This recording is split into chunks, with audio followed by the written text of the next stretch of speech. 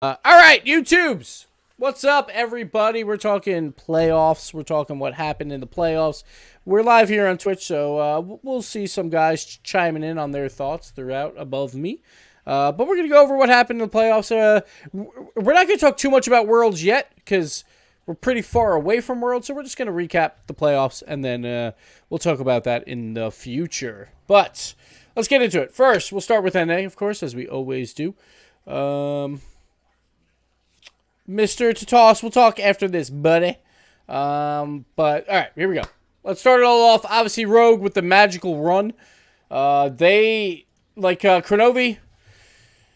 still looking good, man. Every time we see him play, I feel like he's been that, not necessarily the carry of Rogue. Or should I say, in these series, maybe not so much the carry. But he still looks very consistent and very, very strong. He didn't shoot the best. He had 22 shots. A lot of pressure from Rogue in this series. And AJ, he also had 21 shots. But I felt like this Rogue Ghost matchup was relatively weak in the grand scheme of things from both of these teams. I felt like there wasn't a lot of teamwork or a lot of passing happened. A lot of it was just solo clear attempts by Rogue, by AJ that were working. But then there was no offense to follow it up. And I felt like it was just overall relatively weaker of a series than when we saw with Cloud9 and Space Station. I probably should have started with them because that was Series 1. But Rogue comes out on top. A lot of overtimes, as we see here. They split the overtimes, 2 each. And Crow, again, pretty consistent. Wonder was starting to warm up, which is good to see. And then, obviously, AJ hitting that Wasteland overtime winner. A fantastic shot there in game number 6. A lot of long overtimes, too, or 2 long overtimes. So it was a good series. Ghost, I felt like they always are a defensive first team, and they just need more spark on that offensive side. They need to get out of that, in my opinion. I feel like it's not going to win them or get them to a lot of world championships. It's been 3 seasons now where they've kind of had that same philosophy of defense first, and our offense will do something. Here we saw, again, 2 goals was the most they scored in a game, and that only happened twice. And then, 3 1-goal games and a shutout. Ghost's offense needs something better right now. I didn't understand when Lethamyr, during one of the interviews, I think it was maybe week 5 or something like that. I can't remember. But he's like, yeah, we have this dynamic offense, this awesome offense, and I'm glad we're starting to show it. And it's I don't think they showed it all season. I think their defense just kind of kept catching up, and their offense became more normalized to the rest of the league by the end of the season. So it got them some wins, but I don't know. I just don't see this Ghost play style working necessarily. They've tried it for basically a year and a half where it's very defensively focused, and it still hasn't worked. And again, another disappointing finish for them, finishing in 6th. But hey, they're still around. They'll be in Rlcs Season 8, so that is good. And Rogue moves on. Space Station versus Cloud9. I thought the series was a lot of fun to watch. I thought it was pretty fast-paced, which is what Cloud9 and Space Station kind of both want. Space Station, a lot of good infield passing, just not a ton of great shots. The shots were... some of them were okay, but a lot of them were just super low and down the middle. And Cloud9 made some decent saves, but a lot of them were not as hard as they could have been. But Space Station did find space against Cloud9 in that midfield and made passes work. But, again, their finish was relatively weak in the grand scheme of things. Cloud9, though, you have to give them some good defensive chops in this series. They played really well. They shut out Space Station twice. And besides that 4-3 game, they basically destroyed them compared to the offense versus defense. So Cloud9 shutting down Space Station, one of the highest scoring offenses in the league. They did peter out towards the end of the season, and they were a little bit inconsistent towards the end. But Space Station falls, and I think going into this matchup, Space Station versus Rogue, maybe at the start of the day, people were like, all right, maybe Rogue can make a run. But after watching both series, it did look clear that Space Station would take this. And, of course, that is Rocket League, so that did not happen. And Rogue gets the 4-0 sweep. And some insanely high-scoring games. A very weird series. First game, obviously 5-4. Space Station scores 4 goals in 2 games, and they get 2 losses in those games. I don't know what's going on. So we got 5-4, 1-0, 1-0, 6-4. it's Rocket League. Who knows? Who knows what the hell's happening? Wonder really stepped up, I felt like, today, or I should say on Saturday. And Wonder was one of those guys. I felt like a lot of question marks around him throughout the season. Crow got 8 goals in that series here. And Wonder and AJ both 5 assists each. So Crow shot 57%. He shot really poorly in the first series. I think it was something like 4% or something like that. But here, 14 shots, 8 goals. Kronovi putting them home to get them to another world championship, or at least for Kronovi, another world championship. Definitely a surprise on the day, because I think coming in, Rogue was that 6th seed, and honestly, like if you look at what has happened recently, I would still put Rogue as that 6th seed coming in here. Sure, they beat Space Station, but I think people, or at least myself, was still a little bit higher on Space Station than Rogue. And Ghost, obviously, on that 3-game winning streak, Ghost would have been the better team. So hats off to Rogue there, getting the win, getting the 2 upsets, and the first 2-5 team to ever make it to the World Championship. But at least they had to win 2 series now instead of 1, which was nice to see. And it definitely proved that they belong here. And then we just had a really short day, guys. We had a short day at this point as well. We had some overtimes, no overtimes in that one, but pretty short day all in all. The one thing I was kind of happy about, not happy necessarily, but Leaf was trying to say, or like Lawler's like, it won't be a sweep. Cloud9 versus G2, and Leaf's like, oh, it's going 7. And I'm like, I wouldn't be so sure. I could see Cloud9 getting the sweep here, and then they did it. They made me look smart. I was very, very happy there. Cloud9 played really, really well here in this series. I felt like G2 didn't play extremely poorly or anything. I think Cloud9 just kind of took it to them. That last game, it was a big comeback by Cloud9 to score with, like 10 seconds left or something like that, and then win it in overtime. But Cloud9 prevailed. A lot of offense in this series. Cloud9 putting up, 3 goals per game, a little bit over 3 goals per game. So that's something that G2 has not had to deal with all season. Their defense has been pretty strong. And the offense, again, ran right through Chicago and JNAPS. Rizzo got involved early, but then fell off again. And it just turned into the Chicago and JNAPS show. And I'm still concerned for G2 that if they continue a play style of just 2 on offense, that they won't get enough opportunities. And it seems like they're trying to fix it, and we saw some transitional errors from G2 throughout this series, and I think that's like them trying to figure out how to play together in a more rotational style rather than the 2-1 system. My biggest complaint for G2 was throughout the season they had time to fix this, but I think it's because they had, a weak schedule throughout until the end where they play C9 and Energy that they didn't think they needed to fix it. But they probably should have known that it's like, hey, guys, we're going to have to fix this eventually. Like, this is not going to continue to work. So maybe they're trying to fix it a little bit too late, in my opinion. But again, it doesn't matter too much now because now they have a month off. They obviously will go to DreamHack Dallas. But besides that, it's a month off until the World Championship, or a month and 10 days. So there is time to fix it now, obviously. But it does net them the 3rd seed, so that'll be a tough group to come out of. So Cloud9 comes out with the win. They looked strong. They look like world championship contenders in that series for sure. Energy, Rogue, I think everyone expected 4-0. Even Jorby. Jorby, after 3 games, thought it was over. So, that's how this series went. Energy, clearly better than Rogue. The big 3, clearly better than the teams below them. It's like I would have liked to see Rogue have a chance against maybe a G2 or a Cloud9 just to see if they would have been closer. But Energy is the best team in NA by far. Rogue scores 1 goal. Energy was held down, though, by Rogue, so their defense was holding up. But all in all, it didn't really matter. Energy making it look relatively easy and getting the win, even when not scoring a whole lot. Then Energy, Cloud9, again, Energy, they're really, really good at Rocket League right now. The first ever 8-0 regional championship. No one has ever gotten better than 8-2. Like, we've always seen 2 losses at least in games throughout the regional championship. And we just skipped right over that 1 loss, and Energy went for the complete sweep. So very impressive from them. And then Honestly, you could have gave MVP to anyone on this day, but we gave it to Justin.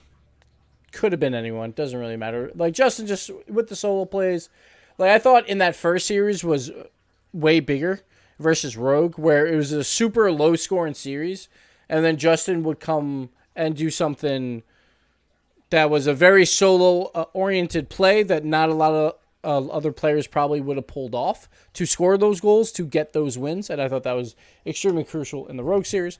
And then he continued to go off versus Cloud9, scoring 5 goals. Fireburner setting up a lot of plays, Garrett G as well. A lot of assists going around. Justin didn't get a ton of assists, but again, he also always makes the most saves on his team. And Energy, man. Energy look really, really strong going into the World Championship. And DreamHack Dallas. It's going to be fun. Like, I think Energy is probably the most consistent team. Like, as we saw with Vitality, like, I thought Vitality was relatively weak this week, but we'll talk about them in a second. Energy's been consistently like 9.5 out of 10. They've been insane. So if they keep that up, it's going to be very difficult for any team to beat them or any team to upset them, and they should make long runs at DreamHack Dallas or the World Championship. So it should be a lot of fun. Jim, you won my fantasy league? Nice, man. Awesome, dude. Congrats. I have not checked it. I feel bad, but I have not checked it. But yeah, so there you go. We have our 4 teams. Energy, Cloud9 as the 2 seed, G2 as the 3 seed. So now they're 4 6-1 seasons. I think G2 is coming first once, right? And then do they have 3 third places? I could be wrong about that. I think they were in the finals one other time at least. I'm not sure. But I think they had a 2 seed somewhere in there. And then a 3 seed. I think one of them was a 4 seed as well. So maybe they've had one of each, actually. I'm not really sure. Actually, let me look it up. Nah, never mind. It'll take too long. Someone else can do it for me. Anyway, there you go. NA. A lot of fun to watch. And very quick day in the grand scheme of things. Obviously, that super long overtime. What was it? 11 minutes, 12 seconds. Let's go back down real quick. In game number 3. That's nuts. The only game where Cloud9 scores 2 goals, yet that game was longer than 3 games combined. That's how good Energy's defense is, right? Where they score 2 goals at first, but then Energy holds them scoreless for 11 minutes. And Cloud9 did the same until the end, obviously. But, yeah, pretty nuts. That was a crazy series. And Cloud9 didn't look terrible once again, like in that series. Energy is just that good. So I think Cloud9 can hold their head high going into DreamHack Dallas. They showed up when it mattered most. And, you know, they're going to be the second favorites out of NA, I think, going into the World Championship or even going into DreamHack Dallas. And we'll see if G2 continues to try and change their play style and see how they do. But I think DreamHack Dallas will be a big one for G2. Like, I know Energy, like Garrett's like, you know, we're mostly there for the practice. But I think G2 really could use the scrims and all of that to just like figure out trying to get a clean rotation going. Because again, like I said last week, I just don't think that they can win the World Championship playing that way. They could, you know, obviously make bracket and all of that, but everyone wants to win it. And G2 especially wants to win it. So we'll see. We'll see what they do. Let's move over here to Europe. So, the one other thing, my prediction. So I had Rogue coming in last, so that was my bad. And then Ghost Game in 5th, Space Station 4th. So I got 2 games wrong in the regional championships for NA, both Rogue games that they won. Everything else went according to plan for myself with Energy, Cloud9, G2 as top 3. And, just missed out on Space Station and Rogue. So I missed 2 games there. But as we go over to the Europe predictions, we did perfect, baby. I actually had Triple as 3rd and PSG 4th because I wasn't sure how those tiebreakers worked at the time. But I got every single match right, so I flipped it so it would look better. But, yep, we got every single match right. I'm a genius. Anyway, let's go over it. Dignitas versus Team Solo Mid. Not the greatest of series by either team. We saw some fanciness come out of Violent Panda here or there, and Yukio was a good hammer at the start of the series, just scoring the goals that they needed to score. But overall, kind of sluggish. Remco got involved a lot on the offensive side. This is weird. This is in the wrong order. Which is the first time all season, because Remco his goal participation was 42%, the lowest ever in Europe, and the second lowest ever behind Rizzo, who had a abysmal 32%. So Remco involved in almost 80% of the goals, but just not a lot going on. Like Ignite had 6 goals, 0 assists, though. It's like, I don't know. It's just TSM. They don't, or they haven't been finding each other as much, I feel like. Like, this was a more offensive series than we've seen in Europe in a while. Because, like, teams are averaging probably like 2.8 goals or whatever the hell this is. And obviously TSM about the same as well. Let's see. 6, 8, 9, 12, 14. 14 out of 6. Yeah. Okay. So maybe not as high. But 2.2 is still relatively high for Europe. But, yeah.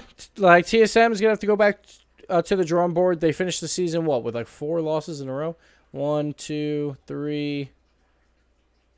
They play another one here? No, 4. So 5 losses in a row to end the season for TSM. Not good for them. They have to go back to the drawing board. Try and get some more passes coming out of the defensive end and just to establish more of an offensive presence as well. We'll see. They'll probably bounce back. They'll be at DreamHack Dallas. They don't want to go out on day one, obviously. And they won the DreamHack Dallas qualifiers. Like, that's what makes it so weird. Throughout their 5-game losing streak, they won an entire qualifiers during that span. So it's kind of strange. But TSM can definitely bounce back. But they move on. The one thing I said last week when I watched the VOD of Dignitas TSM, I felt like both teams were playing relatively weak. And I was like, I don't think either of these teams could beat a PSG. I did think that if Triple Trouble fell, that Triple Trouble would be in trouble just because of that high-pressure situation versus Dignitas. But Triple Trouble didn't, as we'll actually go over that game first because don't want to get out of order too much here. But PSG wins 5-1, and then after that, Triple Trouble comes out strong. And again, shooting differential is all it is for Triple Trouble. They just have so much pressure all the time and just keep shooting the ball on the net. They didn't shoot well. It was like 21%, but that doesn't matter when you're out shooting the other team relatively strongly. What was it? 46-35. So that's what Triple Trouble does, man. They just outshoot you.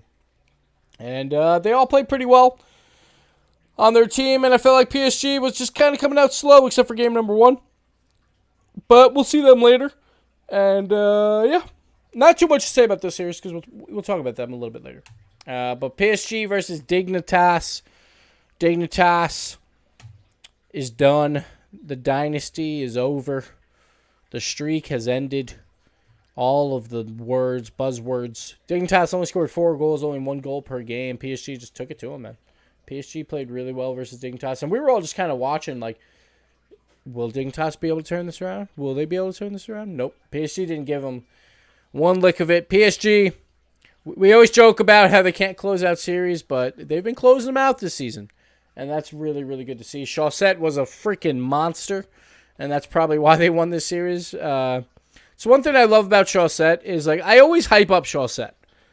No matter, even if he has a bad season, I'm like, just wait. He'll pop off at some point. He always does. Like, I feel like last 2 years or last 2 seasons, he's been relatively quiet, and then he'll pop off somewhere. I think last time, I think it was the World Championship, he had some really good series. And here, it was to make it to the World Championship.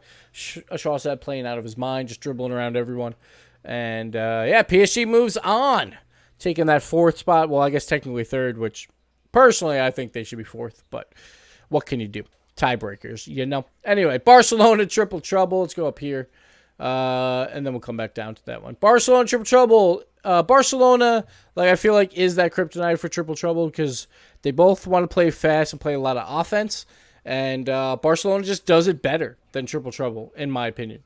Triple Trouble obviously scored 5 goals in one of the games, but besides that, this was all Barcelona for the most part. Some close games, and I think a lot of these series in both of the regions were relatively close games.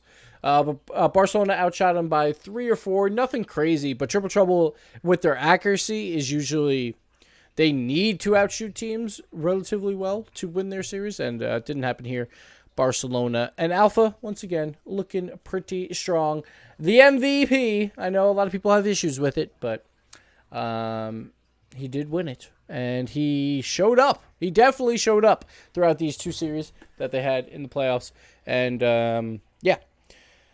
Personally, like, again, we talked about MVP. We'll do a quick bit on this. Was I personally thought it was Scrub, and then I had Alpha as number 2. But Alpha is not a bad pick. And again, like people seem to think, or at least most people think, like MVP is best player in the world for the season. And that's not what MVP is. MVP is most valuable player.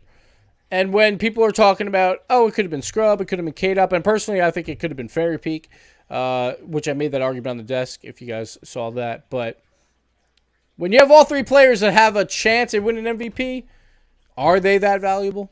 Really? Are they? So, like, I don't mind the Alpha pick. Like, obviously, I would have went with Scrub. I thought Scrub had an insane season and was really valuable to his team.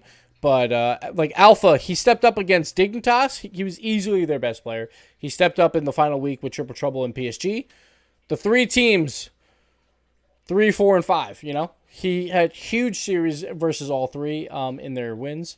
And, yeah, simple as that.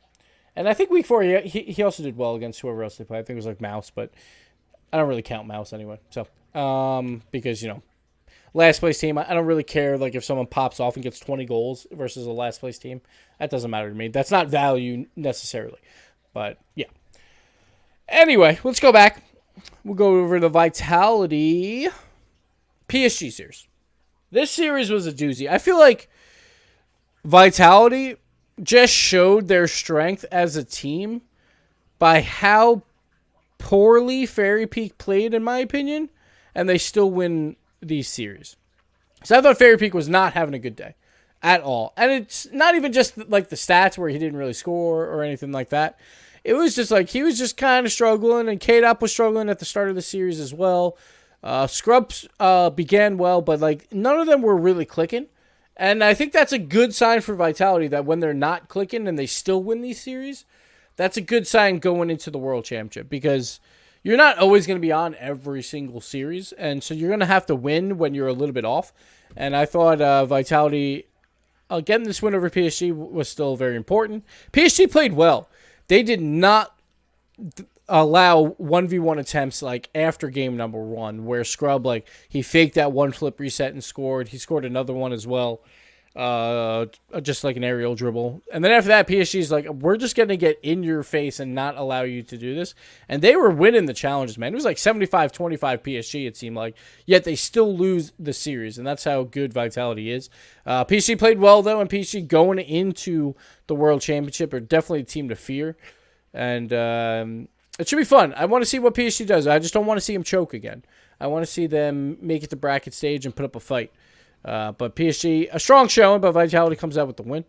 And then again, the final series as well. Once again, I felt like Fairy Peak wasn't that on. He only had 1 assist, and that's it in this entire series. I think Barcelona kind of held him in check and made him play more defense than he wanted. But K-Dop just putting home the goals, man. He wanted to be the 5-time. And he got it. 6 goals, and only 2 of those were assisted, or actually 3 of those were assisted. So he had 3 solo goals as well. And relatively low scoring here, which we thought might not happen. Like, obviously, Barcelona, it took them a really long time to score a goal because they haven't scored, obviously, in the first series. So that was 3 games, and then it took like 4.5 games total until Barcelona scored. And then Alpha was just putting home goals like crazy. He had 7 goals. Only 2 were assisted. So, it was definitely a solo showing. Like, some of the goals were kind of strange that Vitality gave up at times, but Alpha put in another MVP-like performance to try and keep them into the series, but it was not enough, and Vitality comes out on top. And K-Dop wins his 5th regional championship. Scrub gets his 1st. Fairy Peak gets his 2nd. It's going to be a lot of fun to see Vitality. But once again, like, I felt like Vitality wasn't that strong throughout these 2 series.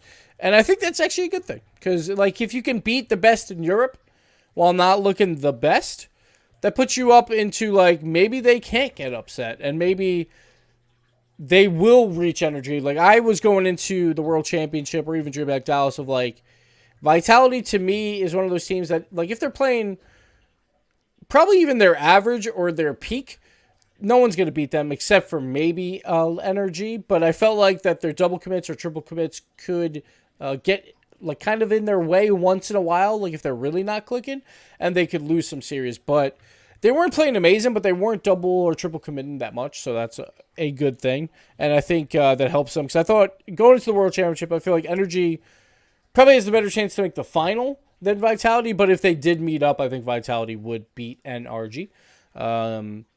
Like if they're both playing at the peak, obviously. But I think Vitality could have been a little bit more up and down. But throughout this regional championship, obviously they weren't playing that well. They were playing down, and they still take out, I would say, the number 2 and number 3 team in Europe. Even though Triple Trouble beat PSG, I think I would still have PSG above Triple Trouble, I think, right now. Like, I get it. Like, PSG didn't look good in that series, but PSG looked much better later on. And I think going into a World Championship type setting, PSG definitely has that advantage over Triple Trouble, so I would say they would be third best. That doesn't mean I think they would be third seed. I think they should be fourth seed, but that's how the tiebreakers go. And Triple Trouble gets the fourth seed. But there you go, guys. Playoff recap. If you guys have any questions on Twitch, let me know now. We'll answer them for the video. Sorry if you hear any water. It's been pouring here a lot. I'm in my basement, and there's like a drainage system, so I don't know if you hear it on the mic too much, but my bad. Is the grand final now just a single best 7? Yes. The semis and finals are best of 7. Did you see the video at Table's house when TT made Worlds? Yes, I saw a lot of great celebration videos. Like, I think there was like 4 of them from different people that were awesome. Like, those are the coolest things, man, when the family can get behind you and stuff like that. Because, like, if I was still playing, like, around that age, my parents wouldn't have any fucking clue what's going on. Like, maybe they would now, because it's like, the esports are so big and people actually watch. Maybe they would watch, but I would tell them, you can't watch. You can't take up my bandwidth. So you're not allowed to watch it on TV. Yeah. It was really, really, really cool. Do you think Dig will make a roster move? That's interesting. I don't know. Not sure. We'll have to see. I could see it happening. I felt like this season for Dig, it's not necessarily the K-Dop effect, in my opinion. Like, Violent Panda and Turbo just did not play good. Simple as that. Like, even just with mechanics, like Turbo, normally extremely strong on defense and all that, like, all season long, just defensive mistakes, left, right, and center. So they need to just pick it up entirely. I don't know if they make a move. I don't know. But they could. I wouldn't put it past them. Yeah, I don't know. Because I feel like all 3 of those players are RLCS caliber. And it just probably depends on what happens with other people and what other teams. Like, what if, like, a Barcelona approaches Turbo or something? Like, I doubt they would change, but, you know, whatever. Just saying. Let's see. What's the chance of Rogue pulling IBP Season 1? It's going to be the same storyline. IBP has no chance, just like Rogue. Rogue's got a chance just because it is single elimination, but as we've seen in like throughout the season, Rogue hasn't had a chance versus the big 3 of NA really all that much. They did take what? They took... Who did they take to Game 5? Did they take Cloud9 to Game 5? I can't remember. Like, obviously, they took Energy to Game 5, but I don't count that because that's when Energy clinched everything and they didn't care. But, yeah, I don't see Rogue winning it, but since it is single limb, possible. You never know. That magic could happen, but I doubt it. Let's see. Hinted at you. Who do you think of the 4 teams of promo relegation will grab those RLCS spots? We'll talk about that soon. I'll make a video about that soon. I don't want to tip my cap just yet on that. So I also want to watch a little bit more Rival Series before I do that. Do you think C9 might make a bigger roster move? I don't see C9 making a move. The only way I don't see them making a move at all. Like, the only person I could see is, like, if for some reason someone on Energy left and then, like, one of them wants to go there. But besides that, like, you have the second best team. I don't see a point of making a move. And my dog's barking like crazy. How do you think Rogue and Ince will match up? I haven't watched Ince yet, so we'll have to see. We'll talk about that in the upcoming weeks. But I have to do my South America homework, my OCE homework, and my Rivals homework. First is Rivals homework. for the promotion tournament. Then it'll be Sam homework. Then it'll be OCE homework. Let's see. I don't even think it's like a team comp issue with Dig. I honestly just think they were playing terribly. Like, really bad. Like, obviously, their team comp worked fine at DreamHack, so I don't know. Who knows? What do you think the Bricks need to do to start competing with the best again? I think they do have to start making some roster moves. I think I could see Cooksier leaving that team finally, honestly. It just depends if anyone would want to pick him up, because obviously people have kind of complained about his work ethic, or it's just hard to play with him because he has a unique style. So if someone wanted to take a chance on Cooksier in the RLCS, I could see Cooksier joining a different team. And obviously he could still be in the RLCS with the Bricks, but I just don't know if anyone would take that chance on him. He's obviously a great player. He still won Golden Striker on like the worst team in EU, or the second worst team in EU, but that's what I would assume would happen, is Cooksier would leave. But who knows? He's extremely loyal. I know that, so I don't know if that would happen.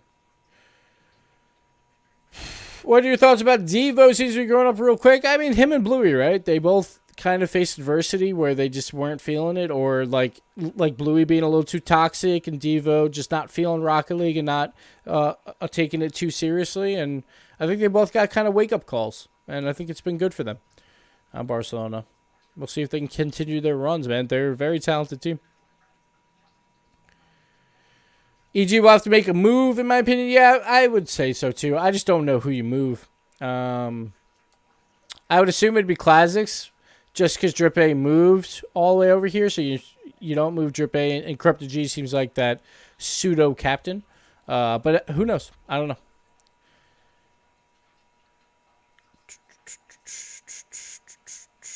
What about TSM?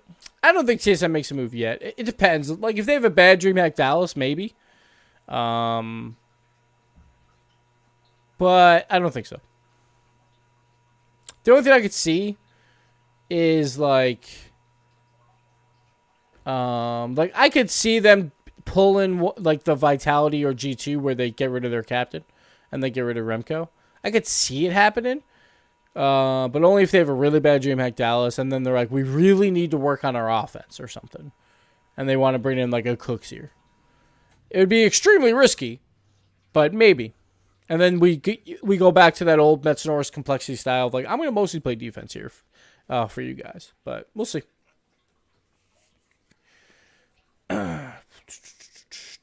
Yeah, there was a lot of double commits for Dig as well too. Sure. But also it was also VIP and Turbo at times. It's like it wasn't just like Yukio involved. Let's see. What is wrong with G2 rotation? They have two players that are too aggressive, and they have one player that's too passive, and that's very hard to change. It's weird because Rizzo used to move up a lot more when Crow was on the team, because I think Crow was also like a neutral.